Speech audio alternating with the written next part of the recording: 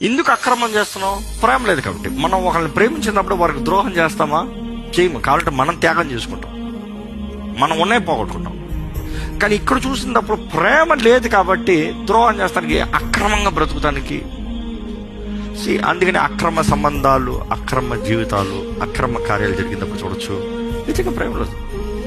ఈరోజు ప్రేమించి పెళ్లి చేసుకున్నాను అంటారు, ప్రేమలో ఉన్నామంటారు, కానీ చూసినప్పుడు వారి జీవితాలు పెళ్ళి అయిన తర్వాత ప్రేమించి 10 సంవత్సరాలు ప్రేమించి పెళ్లి చేసుకున్నట్టు అక్రమ సంబంధం కలిగి ఉంటాం.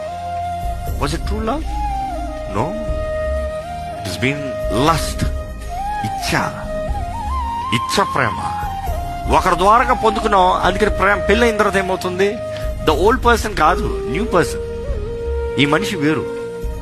లవర్ హస్బెండ్ కొంటాడా? ఇంపాసిబుల్. లవర్ వైఫ్ కొంటదా? Impossible.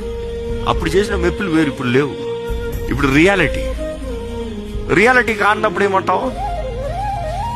You want the pattern, the old. అందుకని అక్రమ సంబంధం మళ్ళీ వెతుకుతావు ప్రేమని. ఈరోజు లోకం ఎలాగైపోతుంది? దీన్ని ఆపకూడదంట.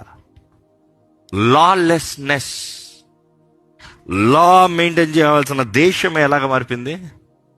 అక్రమం కాదంట. ఇక it is fine, it is fair, it is fine, it is fair. అడగకూడదు, దానికి డైవర్స్ తీసుకోకూడదని పెడుతుంది. దేవుని వాక్యమే చెప్తుంది వ్యభిచారం అని తప్ప వేరే ఏ విషయంలో విడాకులు తీసుకోకూడదు. కానీ ఈరోజు దేశాల పరిస్థితులు ఎలాగైపోతుంది? అదంతా పాసిబుల్. దానికి అసలు విడాకులు తీసుకున్నా కూడా లేదన్నట్టు మాట్లాడతారు.